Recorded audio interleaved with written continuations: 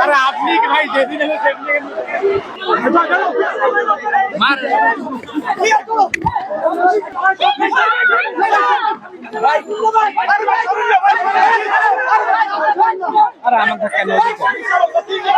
আমরা এখানে এসেছি আমাদের রিফাত ভাইকে জানি কোনোভাবে আমরা এখানে বৈষম্য বিরোধী একটা আন্দোলন আমরা আন্দোলন করেছি সবাই জানে আমরা আমাদের স্বাধীনতার জন্য করেছি যদি এখন এখানে যদি কোনো আমাদের বৈষম্য থেকে যায় তাহলে তো সেটা কোনোভাবে আমাদের স্বাধীন বাংলাদেশ করে কোনো লাভ হয়নি আমরা চাচ্ছি জানি সবাইকে সসম্মান দেওয়া হয় সম্মানটা দেওয়া হয় জানি আমরা যারা যোদ্ধা ছিল যারা সেই যে একজন সমন্বয়কের পর রিফাত ভাই ছিল সবাই সমন্বয় এখন তাকে যদি কোনোভাবে বাদ দেওয়া হয় বা আরো যে ভাইরা আছে আমরা জানি না কাকে বাদ দেওয়া হয়েছে কমিটি থেকে এখন কমিটির গঠনই করা হবে একজন সুন্দর যারা যোদ্ধা যারা লিড দিয়েছে তাদেরকে জানি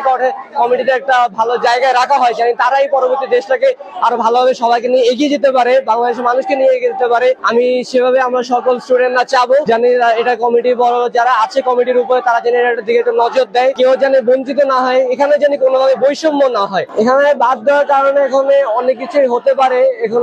যেমন এখানে আমরা অনেক কিছু বলেছি বড় বড় নিজেদের লোক ঢুকানোর চেষ্টা করছে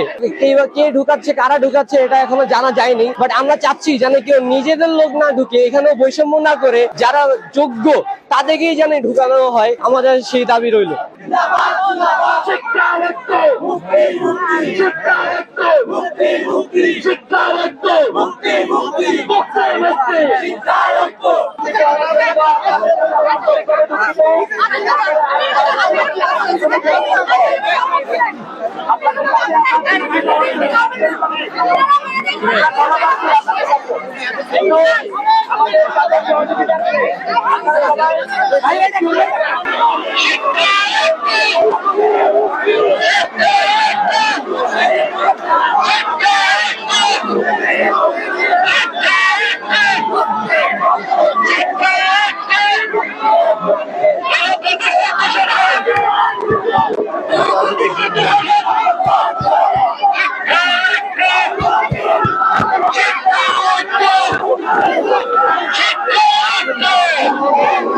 আরে ভাই